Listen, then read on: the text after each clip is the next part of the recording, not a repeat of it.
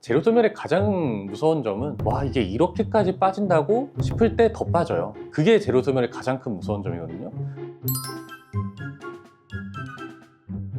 자, 오늘은 만주가 오랜만에 출근을 했습니다. 이제 만주가 미국 가기 전에 촬영을 좀 많이 하겠습니다. 그래서 오늘의 주제는 소문에 사서 뉴스에 팔아라, 재료 노출에 대해서 토론을 하겠습니다. 일단 전 네이버부터 하겠습니다. 왜냐하면 네이버를 제가 이제 젠스낭 재료 노출이라 생각을 해서 저는 아침에 공시가 나와서 바로 칼 대응을 했습니다. 왜냐하면 재료가 나왔는데도 안 가니까. 그리고 전날 이 미국 증시가 급락을 했고 야간 선물이 하한가를 갔기 때문에 삼성전자 하이닉스가 10%가 빠졌다. 근데 네이버가 5% 정도 하락? 이 정도면 선방했다. 그리고 장 전에 엔비디아 재료가 나왔는데도 돈이 안 들어왔기 때문에 일단 저는 손절을 했고, 근데 이거는 진짜 1년에 한두 번 나오는 말 같지도 않은 패턴인데 와 마이너스 10% 가더니 진짜 장중에 플러스 15% 가는 걸 보고, 그거는 저도 이 주식을 제가 오래 했는데 진짜 1년에 한두 번 나오는 좀 특이 케이스였다. 근데 오늘 네이버를 보면서 저는 웃음이 나왔습니다. 왜 웃음이 나왔냐, 아침에 대체해서 10% 가까이 오르고 바로 장 초반에 마이너스 10%를 갔기 때문에 저는 그런 흐름을 보고 제 계획 안에서 손절을 한 거죠. 그리고 며칠 전부터 우리 네프콘에서 만주님이랑 저랑 LG그룹주들 젠스당 관련 테마들 위험하다, 많이 올랐다, 시세 초입에만 매매하고, 그리고 나서 진짜 며칠 있다가 LG전자가 진짜 고점 대비 딱 반토막이 났습니다. 그래서 이 구독자분들은 이런 시세 초입의 첫 재료 때 일정 전에 매매를 하고, 그리고 재료가 나왔었을 때 흐름대로 가지 않으면 원칙대로 칼 손절을 해야 이 네 계좌를 지킬 수 있습니다. 만주 생각은 어떻게 해요?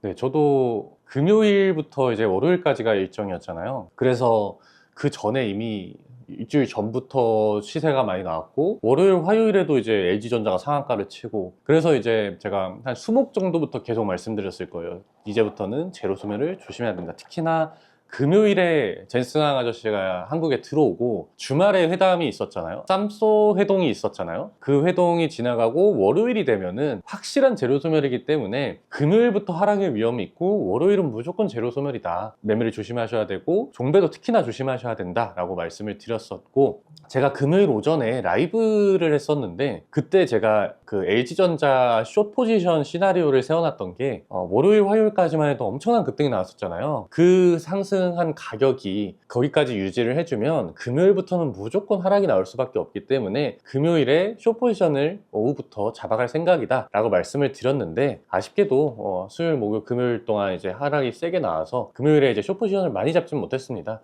그냥 종가쯤에 조금만 잡았는데, 또 그때가 지수가 단기적으로 좀 큰 상승이 나왔고 지방선거도 끝났기 때문에 조정의 가능성이 큰 상황이었어요. 그래서 저는 현물은 무포하고 선물로 LG전자 숏 포지션만 이제 재료 소멸 노리고, 시세 초입에 여러분들이 종배하는 거랑 비슷한 관점이라 생각하면 됩니다. 이제 시세가 끝났으니까 종배를 하는 건데 숏 포지션 종배를 하는 거죠. 네, 그런 관점으로 금요일에 숏 포지션을 잡았고, 그때 이제 미국장이 난리가 났죠. 그렇게 해서 이제 월요일에 아침에 개파락을 좀 많이 해서 저는 그걸로 다행히 수익을 좀 잘 냈습니다. 어쨌든 이제 여기서 제일 중요한 건 숏 포지션을 잡아라 이런 게 아니라 그거 안 잡으셔도 돼요. 오히려 이제 숏 포지션 함부로 잡으면 정말 크게 날릴 수도 있어서 저는 초보분들은 이제 선물은 웬만하면 하지 말라고 말씀을 드리는데, 이제 이건 할 수 있죠. 재료 소멸 직전에 위험하게 큰 비중 종배하는 거를 좀 조심하는 거, 이거는 할 수 있겠죠. 그래서 금요일에는요, 나스닥이 많이 빠져서 빠진 것도 있겠지만 LG전자 자체는 물론 고점 대비 좀 내려오긴 했지만 그래도 젠스낭 이슈로 올라온 폭이 꽤 큰 상황이었습니다. 그나마 이제 네이버는 상승폭이 적었기 때문에 이제 또 월요일에는 네이버 사옥 방문 일정이 있었어요. 그래서 그나마 네이버는 저는 괜찮았다 생각하는데, 만약에 LG전자를 종배하신 분이 계시다면 그거는 이제 반성을 좀 하셔야 될 것 같고, 월요일에 예상 외에 네이버에서의 엄청난 반등이 나왔는데 거기서 이제 손절 1% 내외로 짧게 잡고 매매하실 수는 있겠지만 고점에서 물리시고 혹은 뭐 종배까지 하시고 하신 분들이 정말 많으실 것 같아요. 물론 종배하셨어도 야간 선물이 6%나 올랐기 때문에 아침에 네이버 갭이 뜨긴 했는데 그게 사실 정말 위험한 매매였습니다. 그래서 종배에서 먹었다 해서 무조건 좋아하시지 말고요. 월요일은 젠스낭 관련주는 더더욱 종배로 넘어가시면 안 되는 날이었다고 저는 생각을 해요. 그래서 매매 전략에서도 그렇게 말씀을 드렸고 저 같은 경우는 안전빵으로 하이닉스를 종배를 해서 넘어왔고요. 만약에 이제 나스닥이 그렇게 오르지 않고 보합 정도로 끝났으면은요, 뭐 하이닉스도 보합 내외였겠지만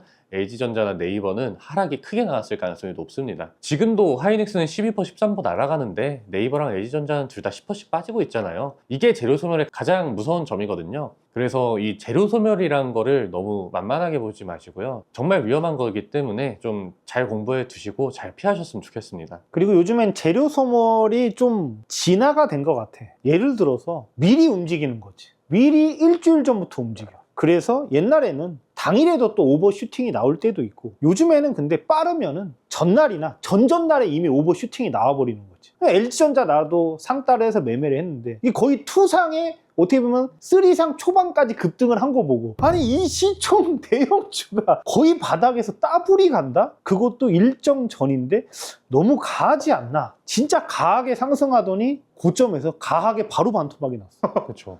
갈수록 이 재료 노출도 좀 변화하는 것 같아요. 그리고 오늘 같은 날도 이제 LG전자나 네이버, 뭐 다른 이런 관련주들은 다 급락을 하는데, 또 실적이 받쳐주는 하이닉스 같은 경우는 아침에 장초반 대체해서 차익 실현 매물로 밀리더니 이제 점심시간 지나가면서 기간 매수가 들어오면서 외국인이 매도해서 매수 전환하면서 기간이 조단위가 들어오면서 아예 한 13% 올라가고, 또 얘만 올라가는 거지. 얘랑 삼성전자랑 하이닉스 딱 두 종목만 올라가고 다른 종목들은 다 빠지는 거 보고, 와, 갈수록 이게 매매가 쉽지가 않다. 너무 어려운 것 같아. 그래서 아마 이제 저희는 이런 걸 너무 많이 봤기 때문에 사실 이 흐름이, 하이닉스가 뭐 그렇게까지 올라간 거는 사실 어렵다고는 해도 LG전자랑 네이버가 10%씩 빠진 게 저희한테는 이상하지 않잖아요. 근데 오늘 많은 분들이 이상하게 느끼실 거예요. 왜 지수가 6% 넘게 올라가는데 LG전자는 이미 고점 대비 이만큼 하락이 나왔는데 왜 오늘 또 빠지지? 그리고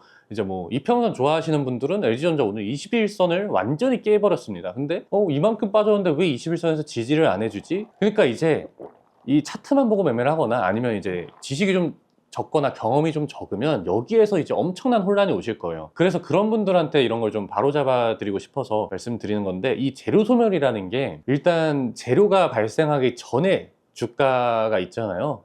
LG전자 같은 경우는 한 20만 원 초중반에서 이 젠스당 재료가 나오면서 40만 원대까지 급등을 한 거거든요. 그러면요, 이 재료가 끝나면요, 당연히 이론적으로는 20만 원 초중반으로 돌아가는 게 정상이고요. 가끔 정말 이상한 종목은요, 거기서 더 빠집니다. 20만 원 초중반에서 또 한 20, 30% 더 빠지거나 반토막이 나서 이제 10만 원 초중반까지 가는 경우도 가끔 있어요. 정말 위험한 종목들이죠. 그렇기 때문에 그런 이 지식이 있으면은 LG전자가 40만 원대까지 갔다가 20만 원 중반까지 왔다는 이유로 매매를 하셨다가 날리시는 일이 아예 전혀 없었을 텐데, 혹은 뭐 21선 이평선에 닿았다고 많이 빠졌네, 지수도 좋은데 얘를 끌고 가야겠다, 이런 식으로 매매를 하실 일이 없었을 텐데, 아마 그런 경험이 없으신 분들은 오늘 비슷하게 매매를 하셔서 네이버든 LG전자든 크게 날리실 가능성이 높다고 저는 생각됩니다. 그래서 뭐 그 정도로 경험이 없으신 분들은 이제 아직 초보시니까 경험 잘 쌓으시면 되니까요. 저희가 이런 것들 이제 계속 위험성도 경고해 드리고, 이거는 이런 이유로 매매를 하시면 안 되는 거였습니다, 말씀드릴 수 있으니까 저희랑 계속 같이 공부해 보시면 될 것 같습니다. 그리고 그 3월 달에 전쟁이 났을 때도 유가가 이제 급등을 했습니다. 유가가 거의 최고가 120불까지 갔는데, 그렇게 유가가 급등을 하면서 국장 지수가 빠지면은 방산이나 뭐 해운이나 그다음 유가 관련주, 뭐 태양광이든 이런 종목들을 나는 매매할 수 있다고 봅니다. 근데 거기서 유가가 120불을 찍고 110, 100, 그다음 95, 90까지 내려온다? 그러면은 시세 초입에는 매매할 수 있는데, 결국에는 또 트럼프가 계속 종전 협상을 하면서 유가가 어느 정도 재료가 선반영 받고 하락을 하기 때문에, 그때 뭐 예를 들어서 좀 잡주들, 뭐 흥하해운이나 흥그석유나 이런 방산 테마 같은 경우는 재료 소멸이기 때문에 할 이유가 없는 거죠. 그리고 뭐 그 전으로 되돌아가면은 뭐 예전에 코로나 때 뭐 진단 키트나 뭐 신풍제약 같은 시젠이나 이런 종목들도 지수가 하락일 때 어느 정도 재료가 선반영 받았고, 결국에는 코로나가 종료되면서 다 종목들이 빠지는 거고, 이런 식으로 계속 예전에 이슈, 테마를 계속 복기를 해보시면 이번에 젠스낭 이슈 같은 이런 패턴은 어느 정도 나는 유추하고 공부할 수 있다고 생각을 합니다. 그래서 계속 소액으로 굳이 큰 돈으로 비싼 수업료 내지 마시고 소액으로 이런 수천 번 경험을 하시고 그리고 예전 이런 테마주나 재료주나 이런 거를 스스로 복기를 해봐서 자기 것으로 그걸 만드는 그런 시간이 저는 필요하다고 생각을 합니다. 만주 너도 네가 한 지금 5, 6년 됐나? 이제 6년 됐네요. 그래서 우크라이나 뭐 재건주 갔었을 때 우크라이나도 재건 테마로 또 수익을 많이 냈잖아? 그쵸. 또 그리고 나서 재건이 마무리가 되니까 이제 재건 테마를 또 안 하게 되는 거고 그쵸. 또 그 다음에 새로운 또 테마가 나오면 시세 초입도 하고 그 다음에 끝나면 또 안 하고 이게 네가 실전 트레이딩 하면서 스스로 지금 다 깨우친 거잖아. 그쵸. 저도 당연히 처음엔 제로스몰 이런 거 몰랐는데 맞아보고 알았습니다. 그리고 아마 이번에 LG전자나 네이버나 아마 크게 맞으신 분들 엄청 많으실 것 같아요. 왜냐면은 초보자분들이 엄청 유입이 되셨거든요. 그런 분들 이제 못 모르고 LG전자 이제 뭐 이만큼 빠졌으면 사도 되겠지 했다가 오늘 또 추가 하락을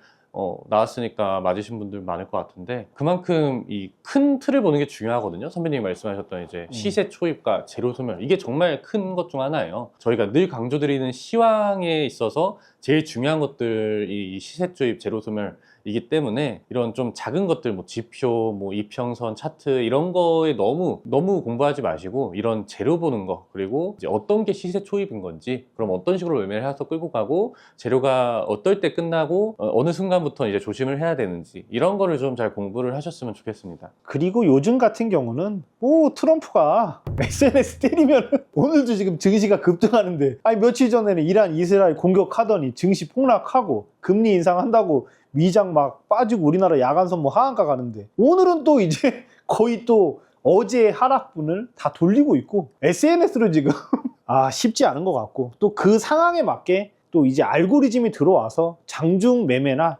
너무 갈수록 좀 난이도가 높아지기 때문에 굳이 이런 이 변동성의 AI가 이 발전하는 시장에서는 저는 이런 그 매매 자체를 일단 소액으로 하는 게 맞다고 생각을 하고 무조건 미수 신용하지 마시고 그리고 손절이 안 나가시는 분들은 손절도 분할 손절해서 많이 해보시고 아까 만주가 되게 좋은 말을 많이 해줬는데 일단 두들겨 맞으면은 재료 소멸에 대해서 와 닿을 겁니다. 많이 맞아봐야 돼요. 그냥 바로 어제 저 네이버 손절한 것처럼 그냥 무서워서 손절 나갑니다. 오늘 제 손절 타점도 이제 보시면 아시겠지만 원래 오늘 오전은 네이버를 안 하는 게 맞는 날입니다. 근데 이제 라운드 피가 30만 원, 고점 30만 7천 원, 그리고 목표가 40만 원 상향 등의 여러 가지 이유가 보여서 손절 짧게 잡고 비중 낮춰서 들어갔는데 저는 손절을 0.7%대로 했습니다. 그 정도로 재료소멸이라는 그 압박이 되게 컸기 때문에 그렇게 짧게 자른 건데 그런 식으로 이제 강할 때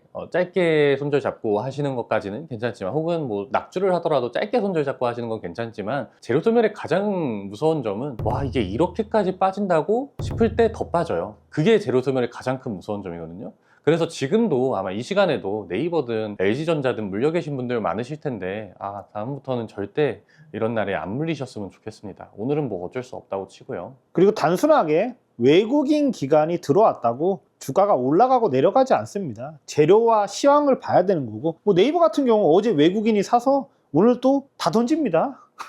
그래서 이 공매도 세력들이 콜 세력 또 풋 세력 그래서 그거를 시황과 잘 염두에 둬서 재료와 그 다음에 수급 그 다음에 당일 이 흐름을 보고 보조지표 뭐 차트에 뭐 의미가 없습니다. 이런 내가 생각하는 이 디테일 그거는 각자 스스로 그거를 만들으셔야 돼요. 거기에 부합을 했었을 때 매매를 하는 거고 또 아까 만주가 얘기해줬는데 나도 만약에 내가 목표였으면 나는 삼성전자를 사다 아침에 던졌기 때문에 근데 아침부터 네이버가 목표가 40만 원 수급 찌라시가 나오는 거 보고 나도 전일 고점이 29만 4천 원 돌파하면은 사서 뭐 29만 5천 원, 29만 6천 원 그 다음에 30만 원 돌파하면서 전날에 이 신고가인 30만 7천 원을 돌파하면 나도 한 2, 3% 뛰긴 하려고 계획은 잡고 있었지. 근데 일단 삼성전자를 팔고 보니까 이미 벌써 다 슈팅이 나와버리니까 근데 무포였으면은 만주 관점처럼 나도 시가 베이팅을 했을 것 같아. 근데 만약에 계획대로 그렇게 안 갔다? 그런 거는 쌍봉 맞고 내려올 수 있기 때문에 바로 30만 7천 원을 못 들거나 30만 원 깨지면 무조건 손절해야 되는 거지. 왜냐하면은 바로 그냥 5%, 10%, 20% 순식간에 내려갈 수 있기 때문에. 아마 오늘 그런 짱돌 처음 경험하신 분들이 많으셨을 것 같아요. 그래서 많은 피해자분들이 나오셨을 것 같아서 이렇게 위로의 영상을 준비해 드렸습니다.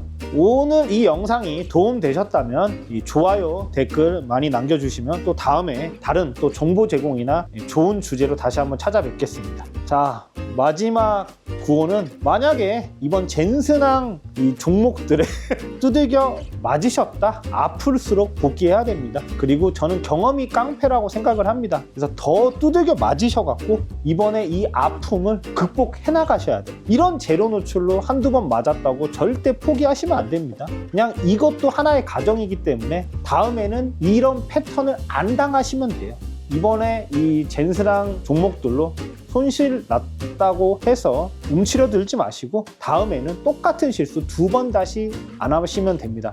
그래서 마지막 구호는 오답 노트를 하세요. 매매 영상을 다시 보든가 아니면 매매 일지를 쓰든가 복귀를 해보셔야지 다음에는 똑같은 실수를 안 합니다. 만주 너도 옛날에 오답 노트 복귀 많이 했잖아. 매매 영상 네가 녹화해서 계속 수십 번 돌려봤잖아. 그렇죠. 그래서 오답 노트 복귀 가져하러 가자.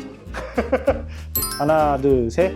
오답 노트 복귀 가자!